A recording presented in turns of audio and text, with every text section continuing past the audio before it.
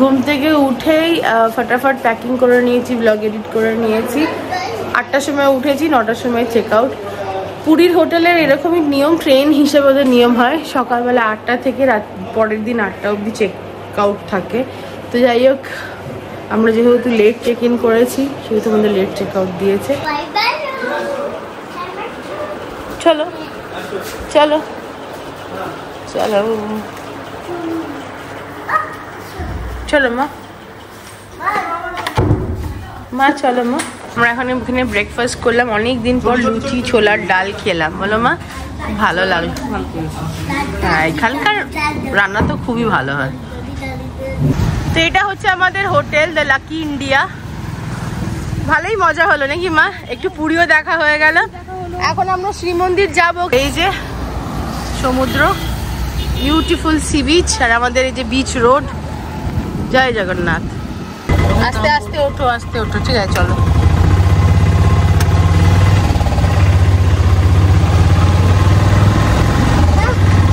ATM থেকে টাকা তুললাম, ক্যাশ একদমই ছিল না। আমাদের অটোটা কই গেল? এই তো অটোটা। ওই মা মা মা মা মা করছে না? মা ছাড়া দুনিয়াতে কিছু চেনে না। পিকনিকে এরকম ছিল, সময় এরকম ছিল, এরকম। সিম্বা, কোথায় এসেছি? জজান, জগন্নাথ তো বলতে পারে না, জজান। শ্রী শ্রী জগন্নাথ মন্দির।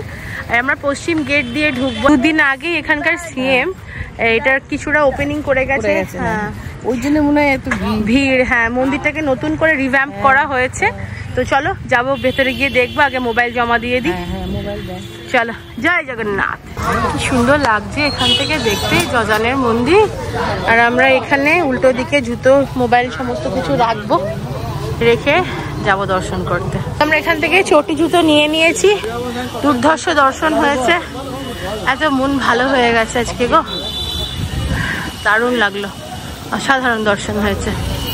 আমরা চলে এসেছি একটা মিষ্টির দোকানে। কি নাম দাদা মিষ্টির দোকানে? পাত্র সুইটস।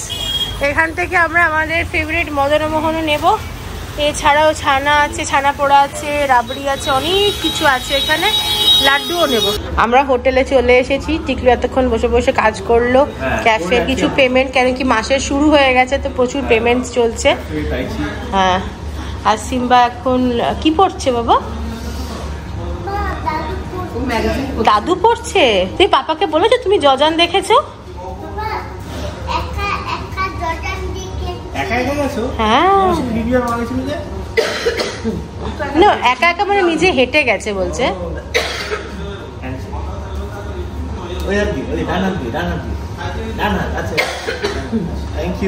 কালকে থেকে না পরশু থেকে আমি ভাবছিলাম যে মাকে কি করে আমি দর্শন করাবো। শোনায় বলেই পেরেছে আজকে আমাকে দর্শন করাবে।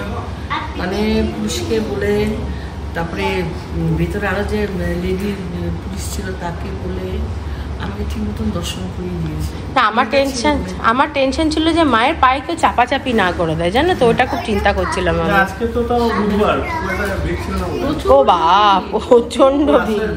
হ্যাঁ, প্রচন্ড ভিড়। না পুরীতে আমি যে বুঝতেই পারছিলাম না কি করে ঠাকুরকে দর্শন করবো, পাটাই অবস্থা।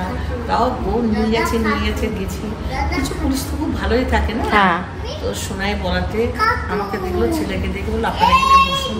তারপর ঠিক আছে আপনারা যাবেন তো দিয়ে গিয়ে আস্তে আস্তে দর্শন করে নিয়ে আসুন। সোনাইকে বলে যাও, তুমি নিয়ে যাও। হ্যাঁ, না চাইলে কিছু না মায়ের মিষ্টি কেনাও হয়ে গেল, শুধু বাসন বাটা রয়ে গেল এবারের মতো। পরে আমরা আবার আসবো, এসে তখন বাসন কাটি নিয়ে যাব। আমরা বেরিয়ে গেলাম, এখন বাজছে দুপুর 1টা। পৌঁছাতে আমাদের অনেকটাই সময় লাগবে, বাট ঠিক আছে আজকে বাড়ি পৌঁছাচ্ছি। এই যে ওম নমঃ শিবায়, কি বলছো? কোলে নেবে? নিয়ে এসছে গো, শিব নিয়ে এসছে। শিব নিয়ে এসছো? শিব নিয়ে এসছে হাতে করে। আমরা ভাবলাম বেরোনোর আগে একটু লাঞ্চ করে নি এখানে। গণেশ নিয়ে এসছে, থ্যাংক ইউ। চলো ভেতরে ঝুঁকি, এসো। সাংঘাতিক খিদে পেয়ে গেছিল, আমাদের লাঞ্চ আমাদের সামনে। ফেভারিট জায়গায় এসছে আমার, আর স্পেশালি এই মাটনটার জন্য আসি। এটা একদম বাড়ির মাটনের মতো, মাটন ডাক বাংলো এটা। খুব ভালো লাগে খেতে। তাহলে তো বাড়িতে খেলেই হতো।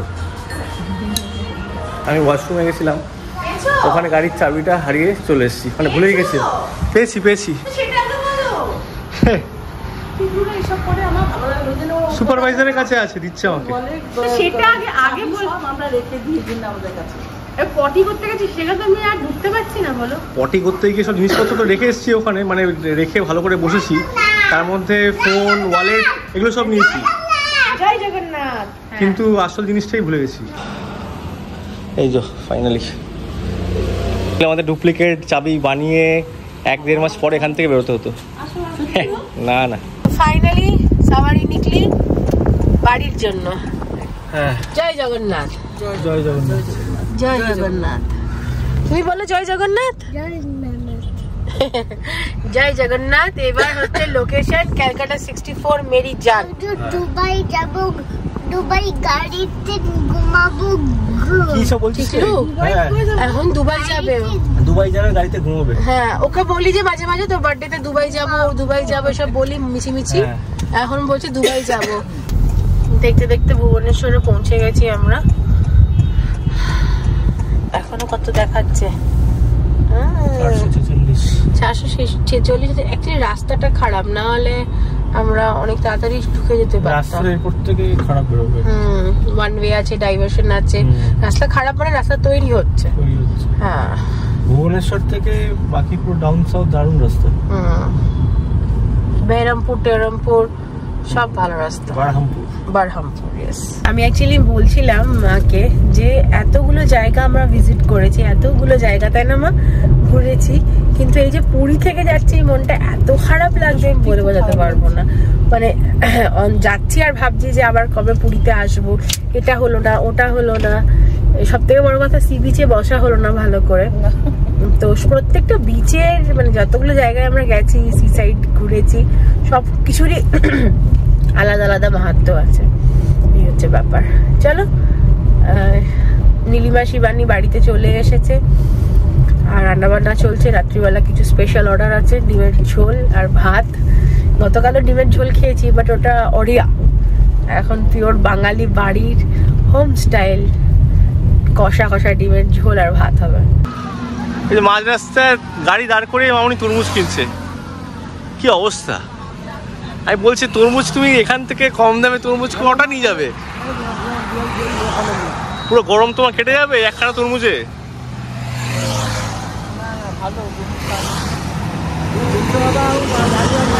হ্যাঁ,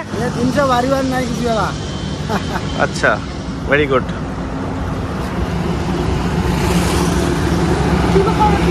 এরকম করে ফ্রি স্যাম্পলিং এ তুমি কাজটা সেরে ফেলতে চাইছো মনে হচ্ছে।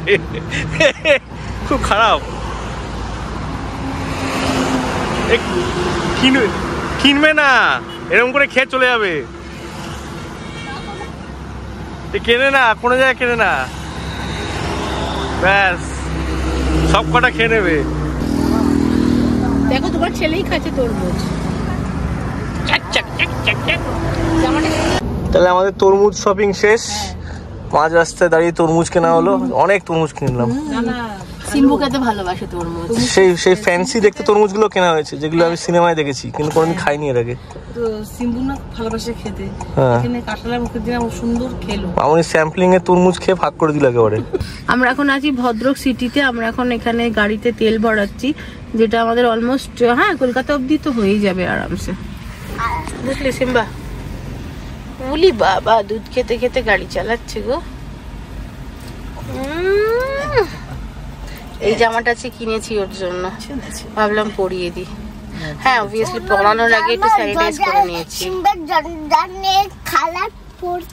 ওটা জজানের কালার? আচ্ছা, জজান চুজ করে দিয়েছে।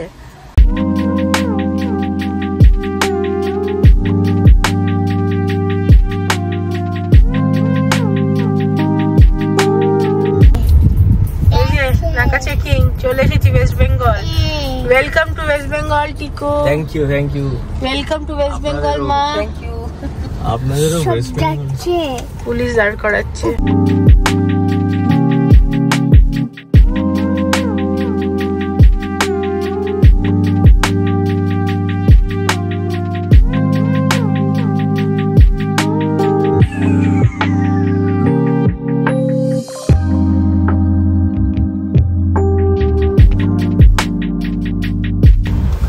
कैसा लग रहा है देश में वापस आके? চারিদিকে ওয়েস্ট বেঙ্গলের নাম্বার প্লেট দেখছি। হ্যাঁ এখন ডানলপে রয়েছি। হ্যাঁ ডানলপে আমার মাসির বাড়ি। এই জায়গাটা আমি এই অঞ্চলেই 89 অবধি আমরা ছিলাম। আমাদের বাড়ি ছিল বনগুলি বিটি রোডে, সোজা গিয়ে ডান দিকে, বাঁ দিকে হচ্ছে এখানে ডানলপ, তারপরে আসবে টপিন রোড, টপিন রোডে আমার বাড়ি। মানে তোমার পুরো জীবনটাই রাস্তার উপরে লেখা আছে এক একটা স্টপ। না আমার জীবন 89 থেকে সল্টলেকে থাকি আমরা। 85 থেকে 89 অবধি আমি বিটি রোডে ছিলাম। আমি জাস্ট ভাবতে পারছি না যে 5 মিনিটে, জাস্ট 5 মিনিটে আমি বাড়ি পৌঁছে যাব। আমি নয় আমরা। तुम लोग तू तेरा देख, अभी हम पहुंच गए हैं। ফালতু একেবারে। अब तू अपना देख, मैं अपना देखूंगी। चल। এটার দ্বারাই প্রমাণিত তুমি খুব সেলফ সেন্টার্ড। ना हम सेल्फिश। सेल्फिश। क्या बात कर रहे हो टिकलू? हम लोग सॉल्ट लेक की गलियों में टहल रहे हैं। Finally home, finally we are home. हमारा विशेष হচ্ছে না, অনেক দিন ঘুরছি গাড়িতে। কি বলো ক্যালকাটা কি এক 14 বছর কালের মধ্যে এসে গেছি। This calls for a celebration, Tiklu. Seriously. Happy Goa Kolkata trip. পিছনে ব্যাকগ্রাউন্ডে বেসের আওয়াজটা ভালোই আছে। Finally, yes, we did it.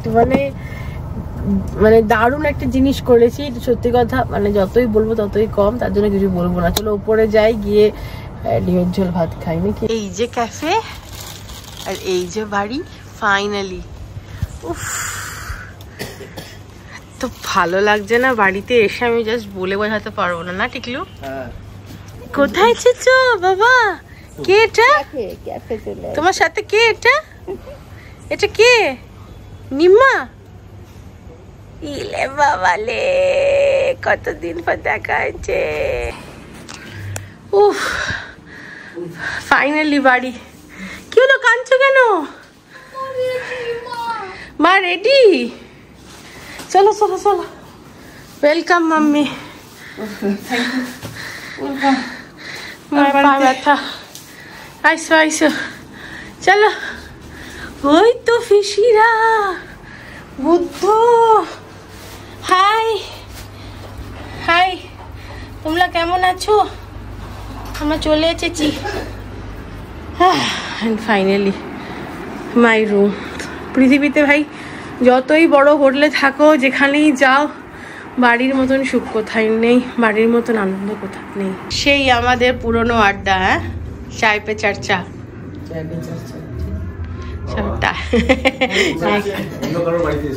হ্যাঁ, এখনই মাকে বলছিলাম যে মা আমরা কত দূর গেছিলাম। হ্যাঁ, এখন চিন্তা করে ভয় লাগছে সত্যি। কোথায় গেছিলাম গাড়ি নিয়ে, বাবারে। ঢুকে ঢুকে এক কাপ গরম চা বানিয়ে দিয়েছি, কেমন বলো? চা করে দিল, চাটা খেয়ে খুব আনন্দ। আমি ঢুকে আগে সিম্বুকে ভাত মেখে দিয়েছি, নীলিমা খাইয়ে দিচ্ছে। আমরা এখন খাবো ভাত আর ডিমের ঝোল নাকি। তারপর কি করবে? তারপর কোথায় বেরোবে? দেহরাদুন। আবার চিন্তা করবো।